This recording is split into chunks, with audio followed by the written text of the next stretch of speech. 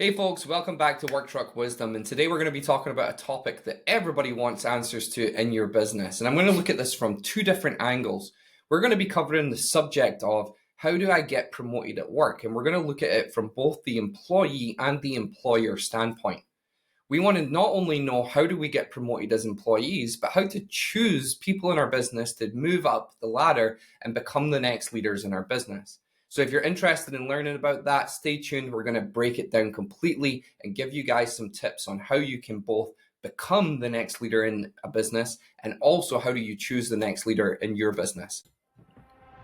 Welcome to the Brave Home Service Pro podcast, where we're all about helping blue-collar business owners like you to unlock your inner business beast. I'm your host, Lee Miller, a seasoned home service and construction industry veteran turned business coach. In this podcast, I'll teach you how to break free from your own limitations, gain the knowledge, tools, and mindset to succeed, and guide you as you trailblaze your way to the top of your industry. My system is simple. Set bold goals and take brave action to achieve them. Together, we'll build your business into its full potential. Don't forget to like, subscribe, and share, and join our Facebook group for more tips and tricks to boost your business using the link in the show notes. Now let's dive into the Brave Home Service Pro podcast. Your journey to business greatness begins right here.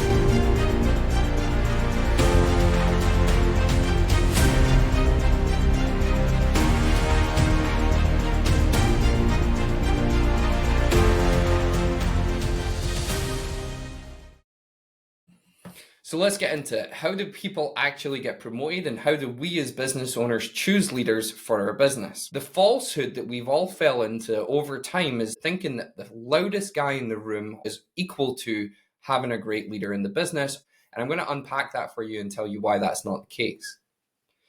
The people who move up the ladder are the ones who nail the little things. They're the ones who don't bring too much drama. They can solve their own problems. They do a consistent level of high quality work.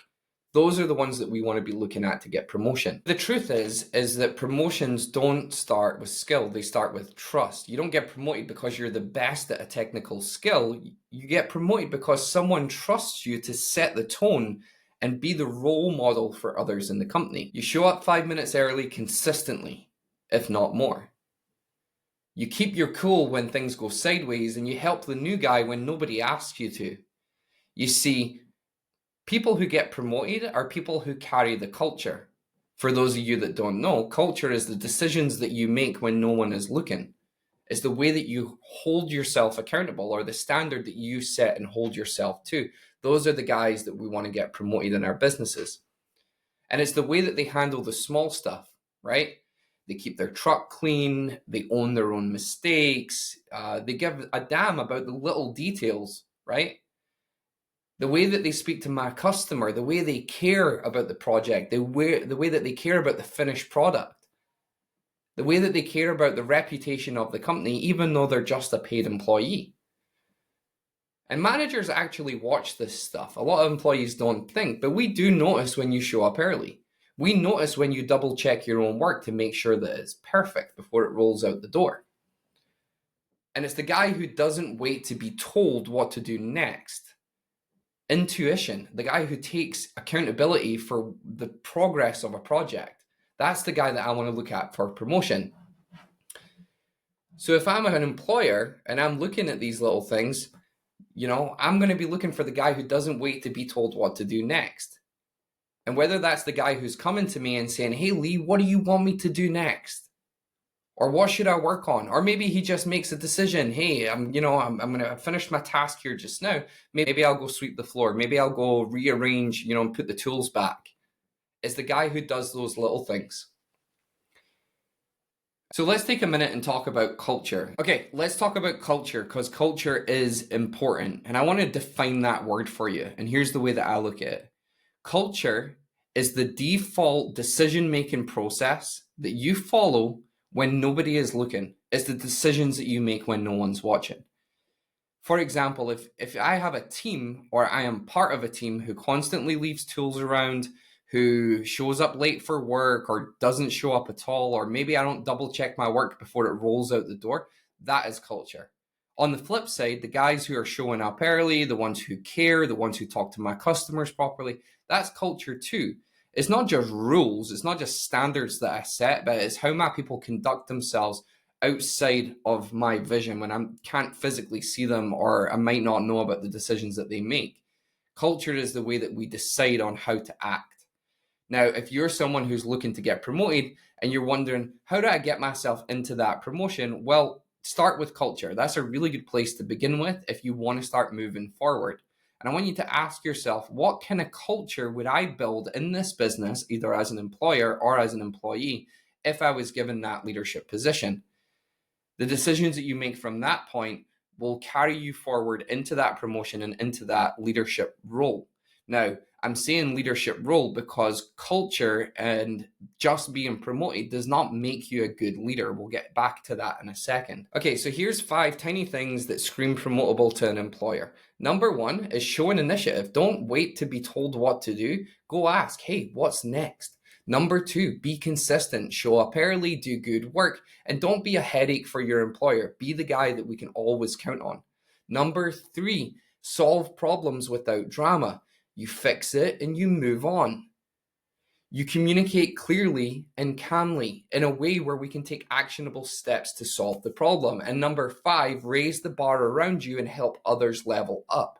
If you do these 5 character traits, we will notice as employers and we will put you in line for promotion if you're consistently following through on those character traits. None of these character traits require a new license, a new training, or a new ticket, but they do require effort. And they do get noticed a lot faster than you think they will. So let's flip it. I want to take a look at the business owners and the foremen that are already in your business making decisions for you. How were they promoted and why were they promoted? Was it because they were the most technical skilled? Or was it because they were the loudest in the room? And if I give a promotion to the guy who's the loudest in the room, who beats his chest and says, I'm the greatest, what does that tell my humble and my consistent and my quiet employees?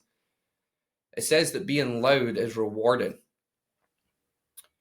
But if you want a strong team and a strong culture, well, then we need to look deeper than that. We need people who are going to make our life easier, who are going to keep standards high, and who are going to inspire others to become better.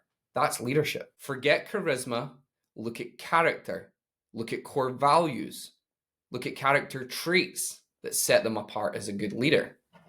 The people who will sweat the small stuff and beat their chest and say they're the best in the business, those are the ones who will treat your business like their own. And I've actually had this in my own businesses before, where I've hired people who were potentially not the right fit as a leader, but they were technically skilled and they were the loudest in the room.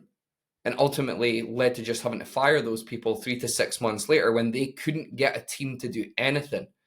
What hurts twice as much is that when you hire those people, you also develop this reputation for being a bad leader, of not knowing how to recognize good culture or good decisions or good leadership. And that makes you a bad leader in your business. But whether you're an employee or a manager at a company, the culture is being shaped every single day by the decisions that you make and the decisions that your employees make, by the behaviors that get rewarded and the ones that get ignored. We need to ask ourselves, well, what is it that I actually notice in my business? What do I praise and what do I promote or what do I ignore? So whether you're an employer or an employee in a construction business, the culture that we build is being built every single day, and it's being made with the decisions that we make. We need to ask ourselves, what do I notice as the employer? What do I praise? And what is it that I'm letting slide? Because what we ignore is what we promote in our businesses. And in the end, the details that we overlook today become the habits of tomorrow. So if you're someone who wants to get promoted in the company that you work for, it's about behavior and culture. Change those. I'm telling you, you will get that promotion. Step up, be consistent, solve problems, and you will get that promotion. All right, guys, and that's it for today's Work Truck Wisdom segment. If you're looking to grow, start by tightening up the little things. They're the ones that get noticed, and they're the ones that build trust, and they're the ones that open doors for you. Until next time, keep it sharp, keep it steady, and keep doing the work that matters. I will see you on the next episode.